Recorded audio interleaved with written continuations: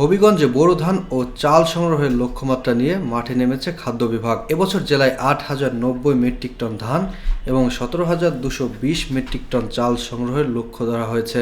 সরকারিভাবে প্রতি মণ ধানের দাম নির্ধারণ করা হয়েছে ১,৪৪০ টাকা। এছাড়া সিদ্ধ চাল প্রতি কেজি ৪৯ টাকা এবং আতপ চাল ৪৮ টাকা দরে কেনা হচ্ছে।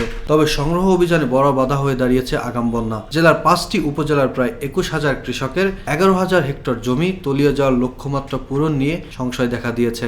বানিয়াচং ও আজমেরীগঞ্জে গত ৩ মে সংসদ সদস্য ডক্টর আবু মনসুর মোহাম্মদ সাখাওয়াত হাসান জীবন লটারির মাধ্যমে এই কার্যক্রমের উদ্বোধন করেন। সরকারি এই সংগ্রহ অভিযান চলবে আগামী ৩১ আগস্ট পর্যন্ত।